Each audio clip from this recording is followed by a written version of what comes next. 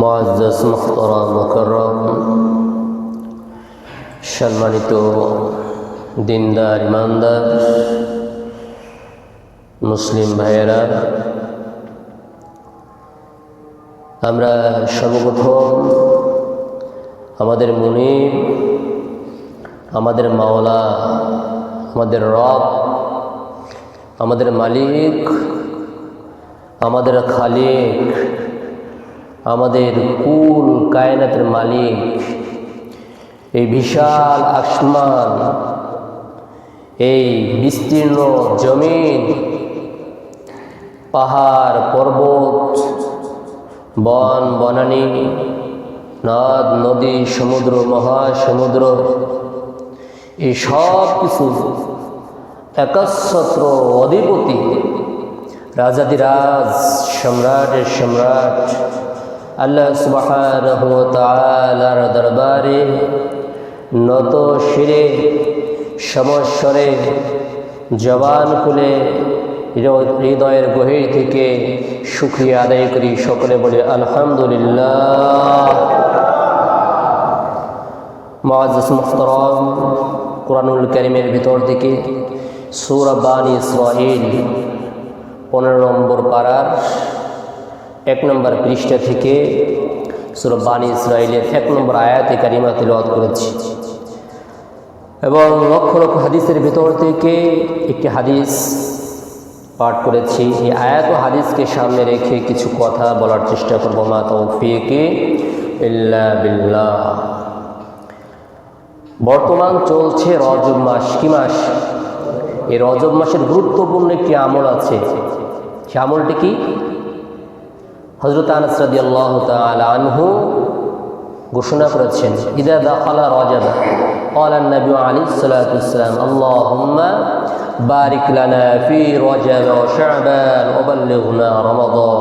আমরা সকলেই পড়ে নেই দোয়াটি, আল্লাহুম্মা বারিক লানা ফি রজব ওয়া শাবান ওয়া বাল্লিগনা রমাদান। আল্লাহুম্মা বারিক লানা ফি রজব ওয়া শাবান ওয়া বাল্লিগনা রমাদান।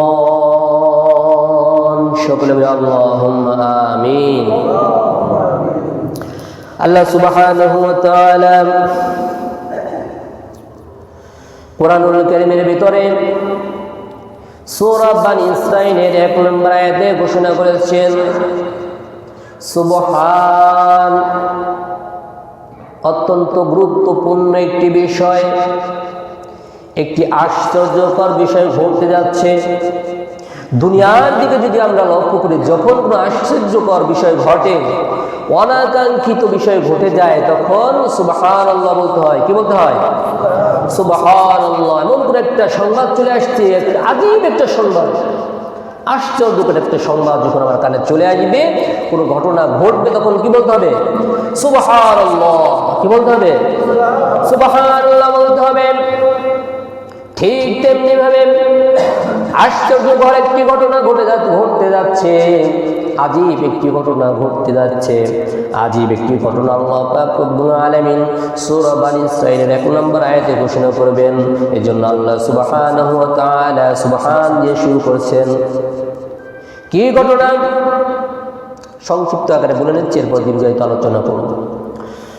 কি ঘটনা? আল্লাহর নবী, বিশ্ব নবী, রাহমাতুল লিল আলামিন, আল্লাহ পাক রব্বুল আলামিন আল্লাহর নবীকে মেরাজ নিলেন। অল্প সময়ের ভিতরে বাইতুল্লাহ থেকে বাইতুল মুকাদ্দাস, সেখান থেকে প্রথম আসমান, দ্বিতীয় আসমান, তৃতীয় আসমান, চতুর্থ আসমান, পঞ্চম, ষষ্ঠ, সপ্তম আসমান, আরশ আজিম পর্যন্ত পৌঁছায় গেলেন। আল্লাহ তাআলার সাথে সাক্ষাৎ করে আবার অল্প সময়ের ভিতরে, আবার ফজরের আগে তিনি এই জমিনে চলে আসছেন। জোরে বলে সুবহানাল্লাহ। এটা একটা আজীব ঘটনা। অল্প সময়ের ভিতরে। এখন তৎকালীন যুগে কাফেররাও প্রশ্ন করছিল, এই অল্প সময়ের ভিতরে এত লম্বা সফর, যেখানে আপনার বাইতুল্লাহ থেকে বাইতুল মুকাদ্দাস সেখানেই প্রায় 765 মাইল আর কিলোমিটার 1236 কিলোমিটার। এত লম্বা সফর, শুধু বাইতুল্লাহ থেকে বাইতুল মুকাদ্দাসের এত সফর। শক্তিশালী উট, তৎকালীন যুগে তো আর গাড়ি ঘোড়া প্লেন এগুলো ছিল না, বিমান ছিল না। তো তখন শক্তিশালী উট দিয়ে বাইতুল্লাহ থেকে বাইতুল মুকাদ্দাস যেতে লাগতো 1 মাস।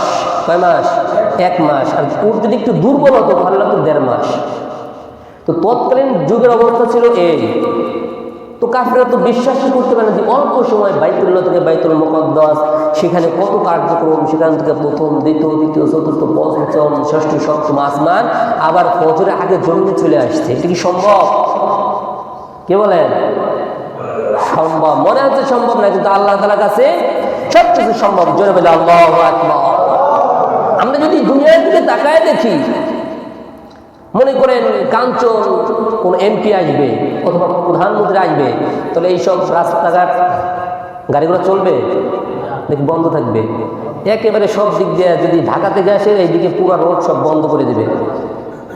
তো দুনিয়ার একজন আমাদের বাংলাদেশ, আমেরিকা না, বাংলাদেশের প্রেসিডেন্ট প্রধানমন্ত্রী আসার জন্য যদি সব রোডঘাট বন্ধ থাকে, তো আল্লাহ তাআলার প্রিয় হাবিব, বন্ধু, দোস্ত তার আগমনে গোটা পৃথিবীর কার্যক্রম বন্ধ থাকতে পারে না? জোরে জোরে আল্লাহু আকবার।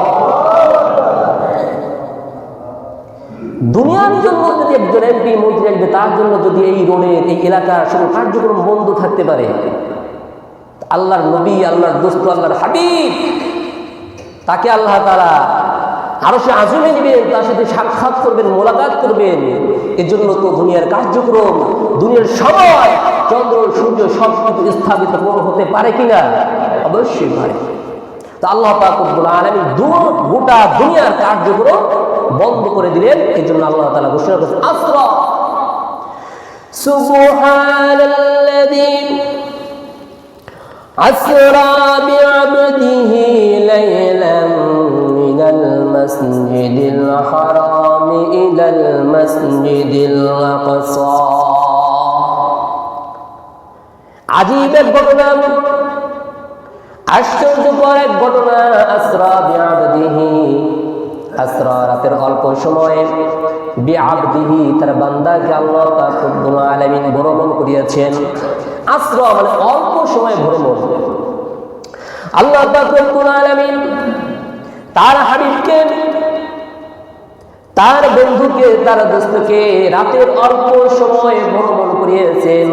বিআবদিহি লাইলান মিনাল মাসজিদিল হারাম ইলাল মাসজিদিল আকসা, মসজিদে হারাম থেকে নিয়ে মসজিদে আকসা পর্যন্ত। জোরে বলে সুবহানাল্লাহ। আব্দুল বলছেন, আল্লাহ তাআলা আব্দুল বলছেন। এখানে তো মুহাম্মদ বলতে পারতেন, হাবিব বলতে পারতেন, অন্য কোনো নাম আল্লাহ তাআলা ব্যবহার করতে পারতেন কিনা, কিন্তু এগুলো আল্লাহ তাআলা এখানে ব্যবহার করেন। এখানে আব্দুল বলছেন। আব্দুল বলছেন কারণ কি? কারণ আল্লাহ তাআলা হলেন মাবুদ। আল্লাহ তাআলা কি? মাবুদ। মাবুদ বলা হয় যার ইবাদত করা হয়। আর আব্দুল, আবেদ, আব্দুল শব্দ থেকে আবেদ যে ইবাদত করে। তো আব্দুল, আব্দুল আর মাবুদ এর ভিতরে একটা সম্পর্ক আছে কিনা? একই মাদ্দা, মূল শব্দ। যারা বাংলা মোটামুটি পড়াশোনা করেছেন বা আরবি পড়ছেন, এটা হলো মূল শব্দ। আব্দুল থেকে নিয়ে মাবুদ হয়, আবেদ হয়। এজন্য আল্লাহ পাক আব্দুল বলছেন। আমরা যাদের সন্তান হয়েছে, সন্তানকে আমরা বাবা বলে ডাকি কিনা? আব্বু বলে ডাকি না? কেন নাকি? বেশি মোহাব্বত করলে আব্বু এদিকে আসে তো, আবার মেয়েকে আম্মু এদিকে আসে তো, কেন নাকি? যখন বেশি মোহাব্বত করি। তো আল্লাহ তাআলাও ঠিক তেমনি ভাবে আল্লাহর হাবিবকে নাম ধরে ডাকেন নাই। আমরা নাম ধরে যেমনি ডাকি না, আব্বু বলে ডাকি, আম্মু বলে ডাকি, ঠিক তেমনি আল্লাহ তাআলা আল্লাহর হাবিবকে এখানে মুহাম্মদ বলে ডাকেন না, এখানে আব্দুল বলে সম্বোধন করেছেন। বিআবদিহি, আল্লাহ পাক রব্বুল আলামিন অত্যন্ত মুহাব্বতের সাথে ভালোবেসে মুহাব্বত করে আব্দুল ঘোষণা করেছেন। সুবহানাল্লাযী আসরা বিআবদিহি লাইলান মিনাল মাসজিদিল হারাম ইলাল মাসজিদিল আকসা, ইলাল মাসজিদিল আকসা باركنا حوله لنريه من آياتنا إنه هو السميع البصير باركنا حوله কেন বড় বড় করিয়েছেন? কারণ বাইতুল্লাহ এবং বাইতুল মুকদ্দাস, বাইতুল্লাহ এবং বাইতুল মুকদ্দাস এই উভয় এলাকার মধ্যবর্তী স্থানে, এই দুই এলাকার পার্শ্ববর্তী এলাকায় আল্লাহ পাক রব্বুল আলামিন অসংখ্য অগণিত বারাকাত, অসংখ্য নিদর্শন আল্লাহ পাক রব্বুল আলামিন রেখেছেন। বারাকনা হাওলাহু লিনুরিয়াহু মিন আয়াতিনা, আল্লাহ পাক রব্বুল আলামিন ঘোষণা করেছেন আমার হাবিবকে এই সকল নিদর্শন আমি দেখাতে চাই, প্রত্যক্ষ করাতে চাই। জোরে বলি সুবহানাল্লাহ। কি নিদর্শন রয়েছে? মক্কায় কাবা রয়েছে, বাইতুল্লাহ রয়েছে, কাবা শরীফ মক্কা শরীফে রয়েছে, সেখানে রয়েছে হাজরে আসওয়াদ, আল্লাহ তাআলার নিদর্শন জান্নাতি পাথর সেখানে রয়েছে, মাকাম ইব্রাহিম জান্নাতি পাথর নিদর্শন সেখানে রয়েছে, জমজম কূপ আল্লাহ তাআলার নিদর্শন সেখানে রয়েছে, বাইতুল্লাহ, বাইতুল মুকদ্দাস, মসজিদে হারাম, মসজিদুল আকসা সেখানে অসংখ্য নিদর্শন আল্লাহ পাক রব্বুল আলামিন রেখেছেন। আর বিভিন্ন ধরনের নিদর্শন আল্লাহ পাক রব্বুল আলামিন আল্লাহর হাবিবকে দেখাবেন। আল্লাহ পাক রব্বুল আলামিন এই পুরো ঘটনাটাকে চমৎকার করে সংক্ষেপে এই মানব জাতির কাছে কোরআনুল কারীমের ভিতরে ঘোষণা করেছেন যে অল্প সময়ের ভিতরে বাইতুল্লাহ থেকে বাইতুল মুকদ্দাসে আমি আমার হাবিবকে, আমার বান্দাকে ভ্রমণ করিয়েছি যেন তাকে বিভিন্ন ধরনের নিদর্শন সমূহ দেখাতে পারি। জোরে বলে সুবহানাল্লাহ। এটা হলো মেরাজ। আল্লাহর হাবিবের সবথেকে গুরুত্বপূর্ণ যে মুজিজা সেটা হলো এই মেরাজ। একটি মেরাজ এমন একটি মুজিজা যেটা দুনিয়ার কোনো মানুষকে দেওয়া হয় নাই, কোনো নবী লাভ করে নাই, কোনো রাসূল লাভ করে নাই, এমনকি কোনো ফেরেশতাও লাভ করে নাই। এমনকি সম্মানিত চারজন ফেরেশতা জিবরাইল, মিকাইল, ইসরাফিল, আজরাইল, কোনো ফেরেশতাকে আল্লাহ পাক রব্বুল আলামিন এই সম্মান, এই মর্যাদা আল্লাহ তাআলা সরাসরি দিদার ও সাক্ষাৎ আল্লাহ পাক রব্বুল আলামিন কাউকে দান করেন নাই। জোরে বলে সুবহানাল্লাহ। এটা কেবলমাত্র আমার হাবিবকে, আমাদের নবীকে, আমাদের রাসূলকে আল্লাহ পাক রব্বুল আলামিন দান করেছেন। এই মেরাজ কেন আল্লাহ তাআলা আল্লাহর হাবিবকে দান করলেন? দান করার উদ্দেশ্য হলো আল্লাহর হাবিবকে আল্লাহ পাক রব্বুল আলামিন সম্মানিত করতে চান, মর্যাদাশীল করতে চান। যেহেতু তিনি সকল মানুষের থেকে, সকল নবী থেকে, সকল রাসূল থেকে, সকল ফেরেশতা থেকে তিনি সম্মানিত এবং মর্যাদাশীল। এই সম্মান আল্লাহ পাক রব্বুল আলামিন তাকে দিতে চান। এটা হলো 1 নম্বর কারণ। আর 2 নম্বর কারণ হলো, 2 নম্বর কারণ হলো আল্লাহর হাবিবকে আল্লাহ পাক রব্বুল আলামিন সান্ত্বনা দিতে চান। যেহেতু আল্লাহর হাবিবের নবুয়তের 10ম বছর, এই দুনিয়া থেকে তার সবথেকে একেবারেই কাছের মানুষ, একেবারেই প্রিয় মানুষ 2 জন মানুষ ছিলেন। একজন ছিলেন তার প্রিয়তমা স্ত্রী উম্মুল মুমিনিন খাদিজাতুল কুবরা রাদিয়াল্লাহু তাআলা আনহা। তিনি এই দুনিয়া থেকে চিরবিদায় নিয়ে চলে গেলেন। সাথে সাথেই তার সম্মানিত চাচা যান আবু তালেব, তিনি এই দুনিয়া থেকে চলে গেলেন অল্প কিছু দিনের ব্যবধানে। হযরত খাদিজাতুল কুবরা রাদিয়াল্লাহু তাআলা আনহা তিনি ঘরে থেকে আল্লাহর হাবিবকে সান্ত্বনা দিতেন। আল্লাহর হাবিব যখন সারাদিন বাহিরে দাওয়াতের কাজ করতেন, অনেক ক্লান্ত হয়ে তিনি বাসায় ফিরে আসতেন, খাদিজা রাদিয়াল্লাহু তাআলা আনহা আল্লাহর হাবিবকে সান্ত্বনা দিতেন। আর বাহিরে থেকে হযরতে সম্মানিত আবু তালেব তিনি আল্লাহর হাবিবকে সার্বক্ষণ তার মাথার উপরে ছায়া হিসেবে ছিলেন। আবু তালেব যতদিন জীবিত ছিলেন আল্লাহর হাবিবকে মক্কার কাফের মুশরিকরা কোনো প্রকার কষ্ট দিতে পারে নাই। যখন আবু তালেব মরে গেলেন, আবু তালেব এই দুনিয়া থেকে চলে গেলেন, কাফের মুশরিকদের পক্ষ থেকে বিভিন্নভাবে জুলুম নির্যাতন আল্লাহর হাবিবের উপরে চলে আসলো। জুলুম নির্যাতনের কোনো শেষ ছিল না। তখন আল্লাহর হাবিব সাল্লাল্লাহু আলাইহি সাল্লাম হতেছিলেন নির্যাতিত, নিষ্পেষিত, নিগৃহীত, লাঞ্ছিত, অপমানিত হতেছিলেন। এমন একটা অবস্থায় পৌঁছে গেলেন, দাওয়াতের কার্যক্রম বন্ধ হয়ে গেল। আল্লাহর হাবিব বিশ্বনবী রাহমাতুল লিল আলামিন তিনি দেখলেন মক্কায় আর দাওয়াতের কার্যক্রম পরিচালনা করা যাবে না, মক্কায় আর অবস্থান করা যাচ্ছে না। তিনি মক্কা ছেড়ে তায়েফে চলে গেলেন দাওয়াত দেওয়ার জন্য। সেখানে নেতৃস্থানীয় ব্যক্তিবর্গদের সাথে কথা বললেন। সেখানে দাওয়াতের কার্যক্রম পরিচালনা করা গেল না, বরঞ্চ সেখানের কাফেররা, মুশরিকরা, দুষ্ট বালকদেরকে আল্লাহর হাবিবের পিছনে লেলিয়ে দিল। তারা আল্লাহর হাবিবকে কষ্ট দিল, পাথর নিক্ষেপ করছিল। আল্লাহর হাবিবের শরীর ক্ষত বিক্ষত হয়ে গেছিল, ছিন্ন বিচ্ছিন্ন হয়ে যাচ্ছিল। আল্লাহর হাবিবের শরীর মোবারক থেকে রক্ত বের হয়ে রক্ত ঝরতে ঝরতে পায়ের সাথে জুতা মোবারক আটকে গিয়েছিল। এমন একটা পর্যায়ে অনেক কষ্ট করে আল্লাহর হাবিব আবার মক্কায় ফিরে আসলেন। আল্লাহর হাবিবের কষ্টে হৃদয়টা ভরে গিয়েছিল, হৃদয়টা হাহাকার করছিল, কষ্টে ব্যথায় বেদনায় যে আল্লাহর হাবিব কিন্তু আল্লাহর তাআলার বন্ধু, আল্লাহ তাআলার দোস্ত, আল্লাহ তাআলার হুকুম দাওয়াতের কার্যক্রম তিনি পরিচালনা করতে পারছেন না। দাওয়াতের কার্যক্রম বন্ধ হয়ে গেছে, তার মনে বড় ব্যথা। আল্লাহ, এই দুনিয়ায় হয়তো দাওয়াতের কাজ পরিচালনা করা যাবে না, মনে বড় ব্যথা। তার জন্মের 6 মাস পূর্বে তার বাবাই দুনিয়া থেকে চলে গেছে। নবীর জীবনের দিকে আমরা একটু গভীরভাবে লক্ষ্য করি, চিন্তা করলে মাথা ঠিক থাকে না। জন্মের 6 মাস পূর্বে তার বাবাই দুনিয়া থেকে চলে গেছেন। জন্মের 6 বছর পর তার সম্মানিত আম্মা জান এই দুনিয়া থেকে চলে গেছেন। তিনি লালিত পালিত হচ্ছিলেন তার দাদার কাছে।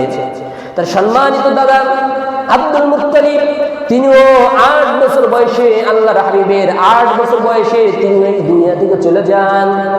আল্লাহর হাবিবের বয়স যখন 50-এ পৌঁছায়, নবুয়তের 10ম বছর, তখন তার সম্মানিত চাচা তার মাথার উপর থেকে তার ছায়া সরে যায়। তার প্রিয়তমা স্ত্রী এই দুনিয়া থেকে চলে যায়। দুনিয়াটা তার জন্য কত কঠিন। বাবা নাই, মা নাই, দাদা নাই, চাচা নাই, ভাই নাই, বোন নাই, দুনিয়ায় কেউ নাই। দুনিয়াটা বড় কষ্টকর হয়ে গেল। কাফের মুশরিকদের পক্ষ থেকে বিভিন্নভাবে আল্লাহর হাবিবকে কষ্ট দিতেছিল। আল্লাহর হাবিবের হৃদয়টা ভেঙে চুরমার হয়ে গেল, হৃদয়টা হাহাকার করছিল। এমন এক অবস্থায় আল্লাহর হাবিব পড়ে গেলেন একেবারে অসহায়। এই অসহায়ের অবস্থা আমার আল্লাহ তাআলা জানেনি। আল্লাহ তাআলা জানে। আল্লাহ তাআলা সঙ্গে সঙ্গে হযরত জিবরাইল আলাইহিস সালামকে পাঠিয়ে দিলেন। ও জিবরাইল, যাও যাও, দ্রুত যাও, আমার হাবিবকে আবার সাক্ষাৎ নিয়ে আসো। আমার হাবিবের মনের সকল ব্যথা, সকল দুঃখ, সকল কষ্ট আমি দূর করে দিব। আমি আমার হাবিবকে দেখাতে চাই আমার ক্ষমতা কত বিশাল, আমার রাজত্ব কত বিশাল, আমার ক্ষমতা, আমার রাজত্ব, আমার শক্তি কত বিস্তৃত। এই আসমান জমিন, এই নৌমণ্ডল, ভূমণ্ডল, এই গোটা পৃথিবীতে একমাত্র ক্ষমতা চলে আমার। কার ক্ষমতা চলে? আল্লাহর ক্ষমতা চলে। এই দুনিয়াতে আর কারো ক্ষমতা চলে না। তুমি তাড়াতাড়ি যাও, গিয়ে আমার হাবিবকে নিয়ে আসো। সঙ্গে সঙ্গে হযরত জিবরাইল আলাইহিস সালাম এবং মিকাইল আলাইহিস সালাম ওনারা দুজন আল্লাহর হাবিবের কাছে চলে আসলেন। আল্লাহর হাবিব সাল্লাল্লাহু আলাইহি ওয়াসাল্লাম বিশ্বনবী রাহমাতুল লিল আলামিন ইবাদত করতে করতে বাইতুল্লাহর চত্বরে ঘুমিয়ে পড়েছিলেন। ক্লান্ত শ্রান্ত অবস্থায় তিনি ঘুমিয়ে পড়লেন। হঠাৎ করে শেষ রাতের দিকে, রাতের শেষ প্রহরে হযরত জিবরাইল আলাইহিস সালাম এবং মিকাইল আলাইহিস সালাম আল্লাহর হাবিবের দরবারে আগমন করলেন, তাশরীফ নিলেন। আসার পরে আল্লাহর হাবিবকে ঘুম থেকে জাগ্রত করলেন। ঘুম থেকে জাগ্রত করে আল্লাহর হাবিবকে জমজম কূপের কাছে নিয়ে গেলেন। নিয়ে যাওয়ার পরে আল্লাহর হাবিবকে ওপেন হার্ট সার্জারি করলেন, সিনা চাক করলেন, শক্ত সদর করলেন। সিনা চাক আল্লাহর হাবিবের জীবনে কোন কোন বর্ণনায় 3 বার আসছে, কোন কোন বর্ণনায় 2 বার আসছে। একবার আল্লাহর হাবিবের সিনা চাক হয়, শক্ত সদর হয়, যেটা আমরা সহজে ইংরেজিতে বললে সহজে বললেন যে ওপেন হার্ট সার্জারি, যে বুক ফেরে এই পুরো হাড়টাকে বের করা হয়। এটা তৎকালীন যুগে এরকম কোনো চিকিৎসা ছিল না, এখন চিকিৎসা আছে। তৎকালীন যুগেও বিশ্বাস করতো না যে আল্লাহর হাবিবের ওপেন হার্ট সার্জারি কিভাবে হলো, যেহেতু তখন চিকিৎসা ছিল না। এখন যেহেতু চিকিৎসা ব্যবস্থা হয়েছে, এখন বিজ্ঞানীরা বিশ্বাস করে হ্যাঁ না আল্লাহর হাবিবের সিনা চাষ হতে পারে, ওপেন হার্ট হয়েছে, এটা বিশ্বাস করা যায়, এখন বিশ্বাস করে। আর ওপেন হার্ট সার্জারি এই চিকিৎসাটা বের হয়েছে আল্লাহর হাবিবের ওই হাদিস থেকে, যেহেতু তারা শুনেছে যে না এই হার্টকে বের করার পরে এর ভিতরে যদি কোনো সমস্যা হয় চিকিৎসা করে আবার যদি ভিতরে রেখে এটাকে আটকে দেওয়া যায়, সেলাই করে দেওয়া যায়, তাহলে মানুষ বাঁচে। এটা ওখান থেকে শুরু হয়েছে। সিনা চাষ প্রথম হয়েছে 2 বছর বয়সে এর ঘরে থাকা অবস্থায় 2 বছর বয়সের অবস্থায় সিনা চাক হয়েছে। দ্বিতীয়বার হয়েছে আল্লাহ রাসূল সাল্লাল্লাহু আলাইহি ওয়াসাল্লামের বয়স যখন 20 বছর ছিল। আর তৃতীয়বার হয়েছিল এই মেরাজে যাওয়ার আগের রাত্রে, মেরাজে যাওয়ার রাত্রে। কারণ কি? কারণ আল্লাহর হাবিব স্বাভাবিকভাবেই যেহেতু উর্দুর জগতে যাবেন, উর্দু জগতে যাওয়ার জন্য একটা শক্তি দরকার। দুনিয়ার এক ধরনের আবহাওয়া, উর্দু জগতের আবহাওয়া এক ধরনের, ভিন্ন ধরনের আবহাওয়া। গরম বেশি থাকতে পারে, শীত বেশি থাকতে পারে, প্রখর শীততাপ থাকতে পারে। এর জন্য আল্লাহ তাআলা আল্লাহর হাবিবকে ওপেন হার্ট সার্জারি করে যে উপরে যাওয়ার যে ক্ষমতা, যে শক্তি, এটা ভিতরে ঢুকিয়ে দিলেন। হযরত জিবরাইল আলাইহিস সালাম, হযরত মিকাইল আলাইহিস সালাম আল্লাহর হাবিবকে ধরে শোয়ালেন, বুক এই গলা থেকে নিয়ে নাভি পর্যন্ত ফেরে ফেললেন। ফিরে ফেলার পরে দুইজনের 2টা পাত্র নিয়ে আসছিলেন, একটা হলো ঈমান আর একটা হলো হিকমা। 2টা পাত্রের ভিতরে একটার ভিতরে ঈমান পরিপূর্ণ, আরেকটার ভিতরে হিকমা পরিপূর্ণ। এই ঈমান এবং হিকমা এবং সবর হলেন, এগুলো দিয়ে আল্লাহর হাবিবকে আল্লাহর হাবিবের কলবের ভিতরে ঢুকিয়ে দিলেন। ঢুকিয়ে দেওয়ার পরে আবার সিনাটাকে সেলাই করে দিলেন। সিনা সেলাইয়ের কার্যক্রম শেষ হলো, এবার সফর শুরু হবে। আল্লাহ রাসূল সাল্লাল্লাহু আলাইহি ওয়াসাল্লাম বাইতুল্লাহ থেকে বাইতুল মুকাদ্দাসের উদ্দেশ্যে সফর শুরু করলেন। আল্লাহর হাবিবের জন্য একটি বুরাক আনা হলো। বুরাকটা কেমন ছিল? হুয়া দাল্লাতুন নাবিয়্যু তাবিলুন মা ফাওকাহুল হিমারি ওয়া দুনাল বাগলিন ওয়া ইয়াদউ হাফিরাহু ইনদা মুনতাহা তারফাহু। যে একটি বুরাক যেটা আনা হয়েছিল, এই বুরাক এটা বারকুন থেকে, যে বারকুন বুরাক অর্থ হলো বিদ্যুৎ। বুরাকের গতি এত দ্রুত ছিল বিদ্যুতের থেকে আরো বেশি। বিদ্যুতের গতি হলো 1,86,000 মাইল, যা প্রায় 3 লক্ষ কিলোমিটার বিদ্যুতের গতি। আর বুরাকের গতি হলো আমাদের দৃষ্টির শেষ সীমা পর্যন্ত, আমাদের দৃষ্টি যত দূর যায় এর থেকেও আরো দ্রুত গতি। এতটুকু না যে আলোর যে গতি, এই গতি না, এর থেকেও আরো অনেক বেশি। কত বেশি আল্লাহ তাআলা বেশি জানেন। এটা কত বড় ছিল? মা ফাওকাল হিমার, এটা গাধার থেকে একটু বড়, গাধার থেকে একটু বড় এবং খচ্চরের থেকে একটু ছোট। আর এটা একেবারে ধবধবা সাদাও ছিল না। আর এটার গতিসীমা ছিল দৃষ্টি শেষ পর্যন্ত। খচ্চর বুরাক আনা হলো, আল্লাহর হাবিবকে এই বুরাকে চড়ানো হলো। বুরাকে চড়তে চড়তে কিছু দূর যাওয়ার পরে একজন সুচ্ছিরি একেবারে সুন্দর রমণী মহিষী নারী আল্লাহর হাবিবকে ডাক দিলেন, ইয়া রাসূলুল্লাহ, ইয়া হাবিবাল্লাহ, আপনার সাথে আমি কথা বলতে চাই, আপনার সাথে আমি কথা বলতে চাই। জিবরাইল আলাইহিস সালাম বললেন, ইয়া রাসূলুল্লাহ, ইয়া হাবিবাল্লাহ, আপনি তার কথায় সাড়া দিবেন না, তার ডাকে সাড়া দিবেন না, আপনি সামনের দিকে চলেন। কিছু দূর যাওয়ার পর আরেকজন বয়স্ক মুরব্বী আল্লাহর হাবিবকে ডাক দিলেন, ইয়া রাসূলুল্লাহ, ইয়া হাবিবাল্লাহ, আপনার সাথে আমার কিছু কথা আছে। জিবরাইল আলাইহিস সালাম বললেন, ইয়া রাসূলুল্লাহ, ইয়া হাবিবাল্লাহ, আপনি সামনে চলেন, তার সাথে কথা বলবেন না, তার ডাকে সাড়া দিবেন না। এভাবে কিছু দূর যাওয়ার পরে আরো কয়েকজন লোক আল্লাহর হাবিবের সাথে দেখা হলো। তারা সালাম দিল, আসসালামু আলাইকা ইয়া আউয়ালু, আসসালামু আলাইকা ইয়া আখিরু, আসসালামু আলাইকা ইয়া হাশিরু। জিবরাইল আলাইহিস সালাম বললেন, ইয়া রাসূলুল্লাহ, ইয়া হাবিবাল্লাহ, এই ব্যক্তি দলে এই সকল মানুষের সালামের উত্তর দেন। আল্লাহর হাবিব তখন প্রশ্ন করলেন, ভাই জিবরাইল, এই যে প্রথম যে মহিলা আমাকে ডাক দিল, এই মহিলাকে জিবরাইল আলাইহিস সালাম বললেন, ইয়া রাসূলুল্লাহ, ইয়া হাবিবাল্লাহ, এই যে সুন্দরী মহিলা, এই মহিলা ছিল দুনিয়া, আর তার ডাকে যদি আপনি সাড়া দিতেন তাহলে আপনার উম্মতগণ দুনিয়ার প্রতি ঝুঁকে পড়তো, দুনিয়ার লোভ লালসা তাদের ভিতরে ঢুকে যেত, দুনিয়ার মোহ তাদের দিকে ঢুকে যেত। এখন প্রশ্ন হয় না যে মহিলা এটা সুন্দর হয় কিভাবে, দুনিয়ার রূপ লাবণ্য সুন্দর কেন? একটু বয়স হয়ে চলে। আমরা যদি একটু গভীরভাবে লক্ষ্য করি, দুনিয়ার বয়স বাড়তেছে আর দুনিয়ার সৌন্দর্য রূপ লাবণ্য কমতেছে না বাড়তেছে? হ্যাঁ, দিন যত যায় দুনিয়ার তত একেবারে ঝাঁপ ঝমক, কত সুন্দর সুন্দর এই যে বিল্ডিং, এই যে গাড়ি বাড়ি, কত দিন যত যায় কত সুন্দর দুনিয়ার রূপ লাবণ্য দিন দিন বাড়তে আছে। তাই তো দুনিয়ার রূপ লাবণ্য দিন দিন বাড়তে আছে, যত বয়স বাড়ছে তার সৌন্দর্য আর বৃদ্ধি পাচ্ছে। সে হলো দুনিয়া। আপনাকে এই দুনিয়া আহ্বান করেছে, আপনি যদি তার প্রতি মাইল হতেন, দাবিত হতেন, তাহলে আপনার উম্মতরা, আপনার উম্মতগণ এই দুনিয়ার প্রতি ঝুঁকে যেত। আর দ্বিতীয় যে ব্যক্তি বয়স্ক মুরব্বী যে আপনাকে ডাক দিয়েছেন, সে হলো শয়তান। আপনি যে মেরাজে যাবেন, আপনি যে আল্লাহ তাআলার সাথে দিদারে যাবেন, এটা তার সহ্য হচ্ছে না। সে চাইতেছে আপনাকে আল্লাহ তাআলার দিক থেকে কিছু সময়ের জন্য হলেও তার মনোযোগ এই আপনার এই শয়তানের দিকে ফেরানোর জন্য। আপনি যদি তার ডাকে সাড়া দিতেন তাহলে আপনার উম্মতদেরকে এই শয়তান গোমরাহ করে ফেলত। সবাই বলে নাউযুবিল্লাহ। আর এই তৃতীয় যে কয়েকজন ব্যক্তি আপনাকে সালাম দিয়েছে, তারা ছিলেন হযরত ইব্রাহিম আলাইহিস সালাতু ওয়াস সালাম, হযরত মূসা আলাইহিস সালাতু ওয়াস সালাম, হযরত ঈসা আলাইহিস সালাতু ওয়াস সালাম। কথোপকথন শেষ হওয়ার পরে আবার আল্লাহর হাবিব সাল্লাল্লাহু আলাইহি ওয়াসাল্লাম চলতে শুরু করলেন। কিছু দূর যাওয়ার পরে আল্লাহর হাবিবকে বললেন, ইয়া রাসূলুল্লাহ, ইয়া হাবিবাল্লাহ, এখানে অবতরণ করুন, 2 রাকাত নামাজ আদায় করুন। নামাজ শেষ হলো, আবার কিছু দূর চললেন।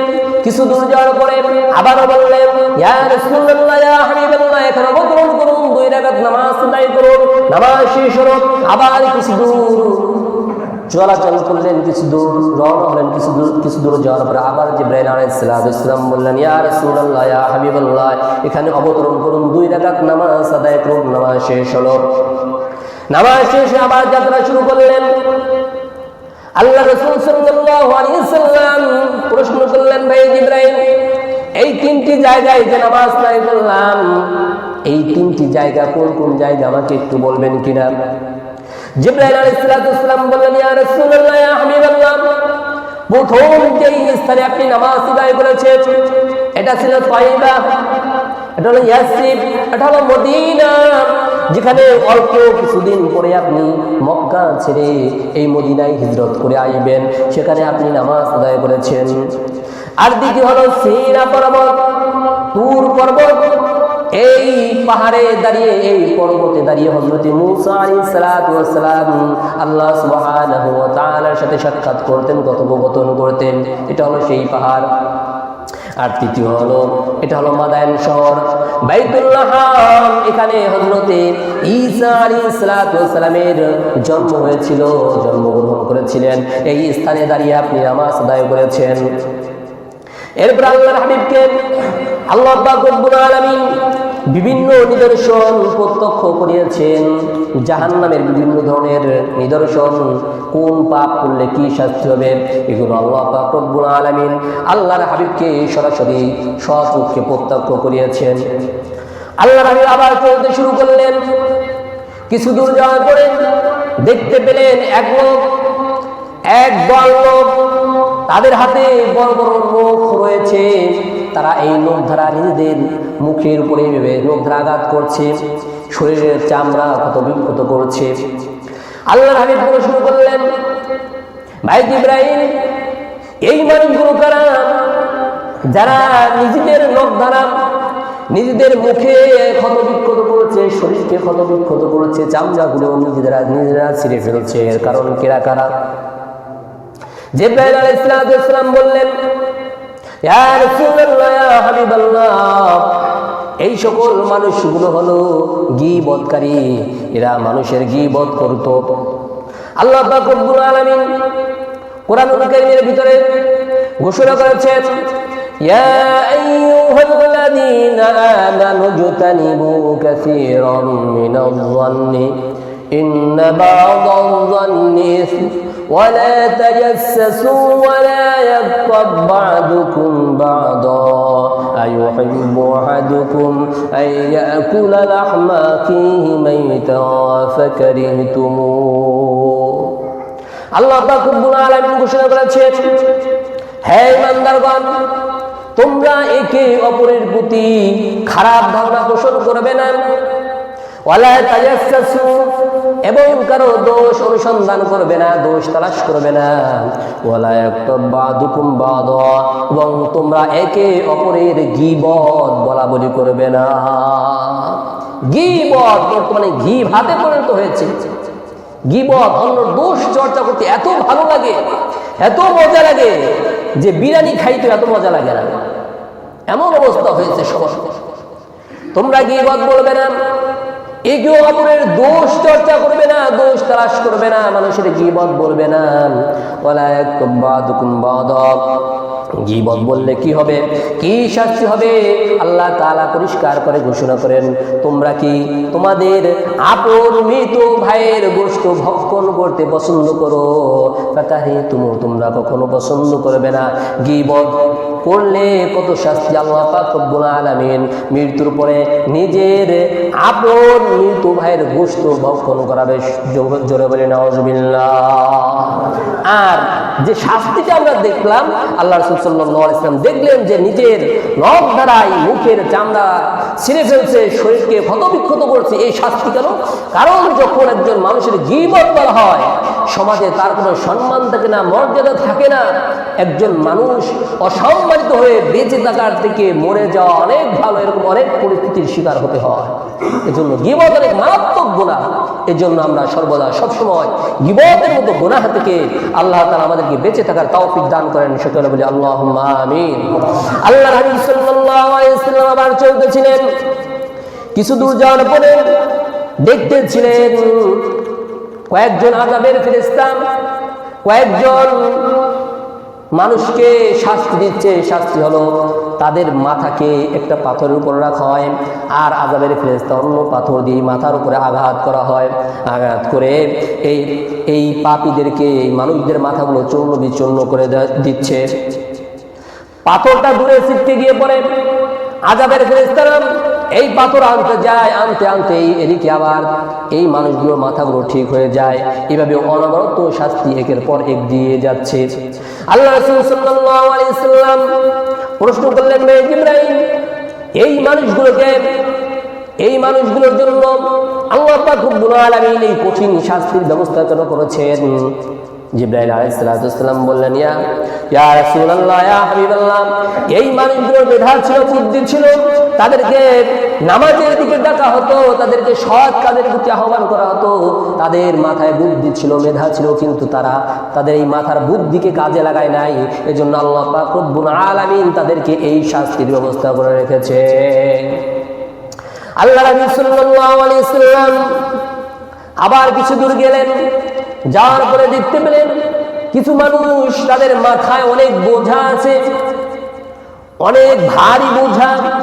এই বোঝাটা সে কষ্ট করে মাথায় উঠাইতে পারে না, আবার একটু কষ্ট করে উঠে আবার পড়ে যায়। সে এই বোঝাটা থেকে কিছু লাকড়ি না রেখে আরো আবার বোঝাটাকে ভারী করছে, আবার সে মাথায় উঠানোর চেষ্টা করেছে। এইভাবে সে অনবরত কষ্ট করেই যাচ্ছে। আল্লাহ রাসূল সাল্লাল্লাহু আলাইহি ওয়াসাল্লাম প্রশ্ন করলেন, ভাই জিবরাইল, এই মানুষগুলো কারা? এদের তো এই বোঝা হালকা করা দরকার, কিন্তু এই বোঝা হালকা না করে আরো এই বোঝাটাকে ভারী করছে, এরা কারা? জিবরাইল আলাইহিস সালাম বললেন, ইয়া রাসূলুল্লাহ, ইয়া হাবিবাল্লাহ, এরা হলো ওই সকল মানুষ যারা মানুষের কাছ থেকে ঋণ আনার পরে ঋণ না দিয়ে আবার বারবার মানুষের কাছ থেকে ঋণ আনে। এরকম মানুষ আছে কিনা সমাজে? যে ঋণ আনছে, এটা দেওয়ার কোনো খবর নাই, দেওয়ার ইচ্ছাও নাই, চিন্তাও নাই, আবার এর থেকে ঋণ আনে, ওর থেকে ঋণ আনে, ওর থেকে ঋণ আনে। এরকম আনে কিনা? ঋণ আনে, বিভিন্নভাবে ঋণ আনে, বিভিন্ন কলা কৌশল করে ঋণ আনে, কিন্তু এটা দেয় না, দেওয়ার ইচ্ছাও করে না। এরা এই আযাবের ভিতরে আছে, এই কঠিন মুসিবতের ভিতরে আছে। আল্লাহর হাবিব সাল্লাল্লাহু আলাইহি ওয়াসাল্লাম সেখান থেকে আবার পথ চলতে শুরু করলেন। কিছু দূর যাওয়ার পরে দেখছেন একদল মানুষ, তারা রক্তের নহরে হাবুডাবু খাচ্ছে, আর রক্ত তাদের গলার ভিতরে চলে যাচ্ছে। তারা সাঁতরিয়ে সাঁতার কেটে কুলে কিনারে আসার চেষ্টা করছে। কিনারায় আযাবের ফেরেশতারা পাথর নিয়ে দাঁড়িয়ে আছে। যখন ওই মানুষগুলো এই রক্তের নদীর কিনারায় এসে কুলে আসে, আর এই আযাবের ফেরেশতারা এই পাথর দিয়ে তাদের মাথার উপর আঘাত করার সাথে সাথেই এই মানুষগুলো আবার ছিটকে এই রক্তের নদীর মাঝখানে চলে যায়। আল্লাহ রাসূল সাল্লাল্লাহু আলাইহি ওয়াসাল্লাম প্রশ্ন করলেন, ভাই জিবরাইল, এই মানুষগুলো কারা? এদেরকে এই শাস্তির ব্যবস্থা কেন করা হয়েছে? তখন জিবরাইল আলাইহিস সালাম বললেন, ইয়া রাসূলুল্লাহ, ইয়া হাবিবাল্লাহ, এই মানুষগুলো হলো সুদখোর, ঘুষখোর, মানুষের মাথার ঘাম গায়ে ফেলে কষ্টে উপার্জিত সম্পদগুলো এই মানুষগুলো বিভিন্ন ভাবে ছলে বলে কৌশলে সুদ ঘুষের মাধ্যমে মানুষের সামান্য একটু মানুষকে ধোকা দিয়ে বোকা বানিয়ে মানুষের টাকাগুলো আত্মসাৎ করে নিয়ে আসতো। আল্লাহ পাক রব্বুল আলামিন এজন্য এই মানুষগুলোকে এই শাস্তির ব্যবস্থা করে রেখেছে। আল্লাহ নবী সাল্লাল্লাহু আলাইহি ওয়াসাল্লাম সেখান থেকে আবার পথ চলতে শুরু করলেন। কিছু দূর যাওয়ার পরে দেখলেন কিছু মানুষ তাদের পা হলো উপরের দিকে, মাথা হলো নিচের দিকে, মুখ হেসিয়ে মাটির সাথে হেসিয়ে চলতেছে। আল্লাহ নবী সাল্লাল্লাহু আলাইহি ওয়াসাল্লাম জিবরাইলকে প্রশ্ন করলেন, ভাই জিবরাইল, এই মানুষগুলোর পা উপরে কেন, মাথা নিচে কেন, তারা মুখ হেসিয়ে মাটির সাথে চলছে কেন? জিবরাইল আলাইহিস সালাতু ওয়াস সালাম বললেন, ইয়া রাসূলুল্লাহ, ইয়া হাবিবাল্লাহ, এই মানুষগুলো এখন যেমনি ভাবে উল্টো চলতেছে, পা উপরের দিকে মাথা নিচের দিকে, ঠিক তেমনি ভাবে এই মানুষগুলো দুনিয়াতে উল্টা চলতো। আল্লাহ তাআলার হুকুম পালন করতো না, রাসূলের সুন্নাত অনুযায়ী জীবনকে পরিচালনা করে নাই, আল্লাহ তাআলার হুকুম পালন করে নাই, নামাজ পড়ে নাই, রোজা রাখে নাই, হজ করে নাই, যাকাত দেয় নাই, সৎ পথে চলে নাই, গুনাহের পথে চলছে। যেহেতু তারা দুনিয়াতে উল্টা চলছে, এজন্য আল্লাহ পাক রব্বুল আলামিন আখিরাতে তাদেরকে উল্টো চলার ব্যবস্থা করে দিয়েছে। সাহাবায়ে কেরাম আল্লাহ নবীকে প্রশ্ন করলেন, ইয়া রাসূলুল্লাহ, ইয়া হাবিবাল্লাহ, দুনিয়াতে তো আমরা পা দিয়ে হাঁটি আর মাথা উপরের দিকে থাকে, কিয়ামতের ময়দানে কিভাবে আমরা মুখের উপরে হেসিয়ে চলবো?